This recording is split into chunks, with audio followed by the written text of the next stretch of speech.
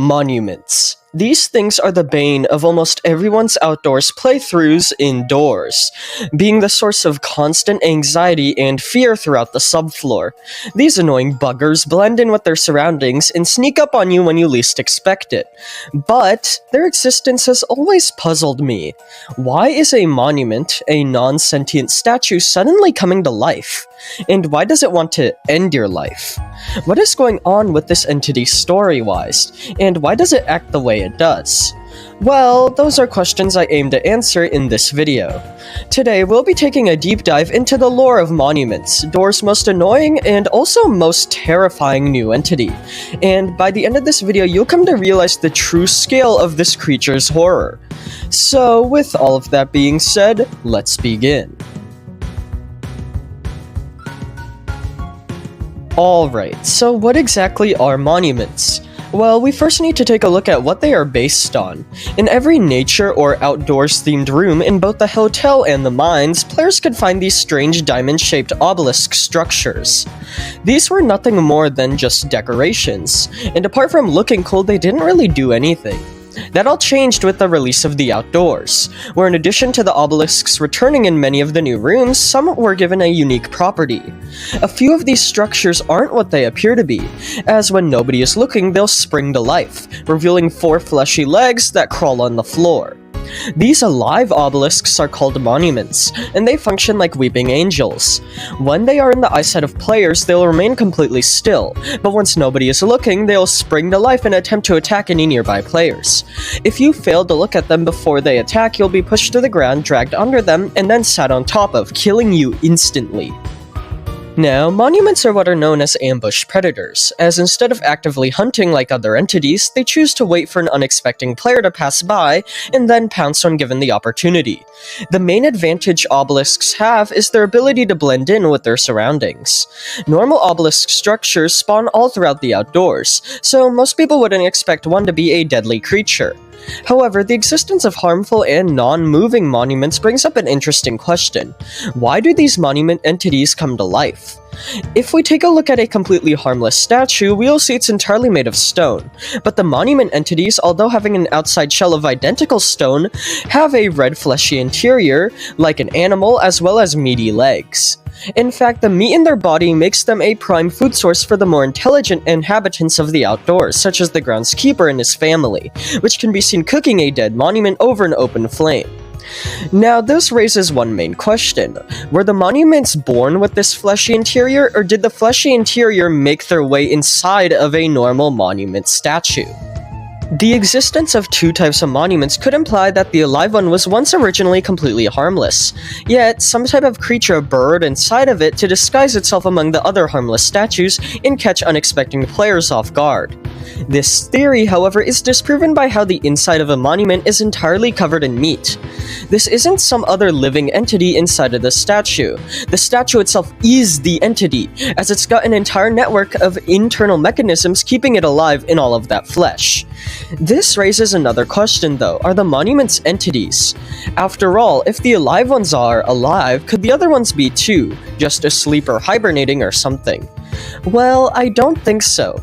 The obelisks seen in-game mimic man-made obelisk structures from real life, which do hold religious significance. If I had to guess, this is a classic case of animal camouflage in mimicry.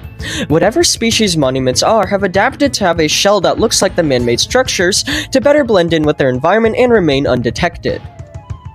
However, this yet again raises another question. Why? It's no secret that most entities indoors have a motive to kill you. Entities like Dupe do it to eat you, and someone like the Groundskeeper does it so you don't become a puppet to the World Lotus. So why does the monument do it?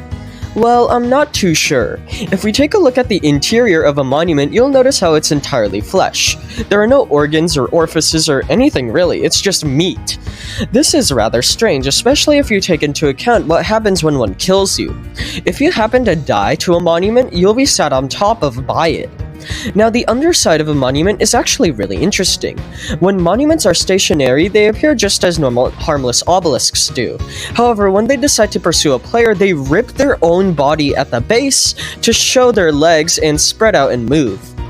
In fact, if you're lucky enough to not be killed by a mobile monument, yet still be able to have a mobile monument in your area, you can actually see what it's left behind of its bottom half, and you can notice it's filled with entirely flesh.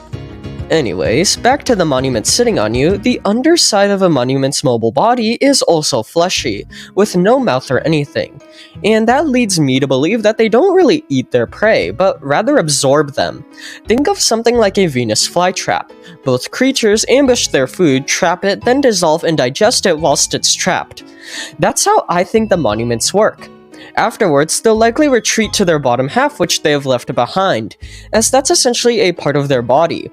Now, even though the monuments don't make any sounds except the noise of their concrete exterior scraping against the floor, that doesn't mean they're not in pain. And I believe the whole process of them hunting for food is actually a silent torture which is solely experienced by them, yet they can't express it at all. Think about it. In order for this entity to even move around and survive, it has to rip its own body in half.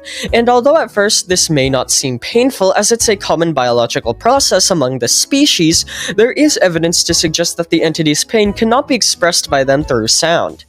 In a very rare subroom, you can find a monument being overtaken by thorny vines, which is common as the World Lotus attempts to control living beings. The monument is very obviously fighting for its life here, desperately trying to shake off the vines. Some even cut off its own leg. That's definitely gotta hurt. Yet despite all the fighting of this creature, it is still perfectly silent, which could be the entity's true curse, as despite all the pain and horror it has to endure in its lifetime, whether if he is resisting the World Lotus's possession or cutting itself to get a meal, the monument has no mouth and is unable to let their agony be known. The monuments are ruthless creatures, don't get me wrong. They are specially evolved to hide in plain sight and hunt down players with a perseverance many other entities don't have. I tell you, these things will follow you for ages. Yet, due to its unique biology, every step of the way they are in grueling agony. They have to shred their own flesh to walk, and their screams are masked by their lack of a mouth. And what's worse is the presence of the World Lotus makes them a prime target of being puppeted, resulting in even more pain, such as having hundreds of thorny vines infest the inside of their body. Monuments are the bane of players, but also the bane of themselves, and although there is still much left to learn about them, just know that as for as much pain they put you in, they experience just as much. Anyways, I just wanted to make this video quickly going over the biology and untold story behind monuments, as I do think they are quite a cool creature. So, with all of that being said, let me know in the comments what you think of all of this, and thank you all for watching, and I hope you enjoyed.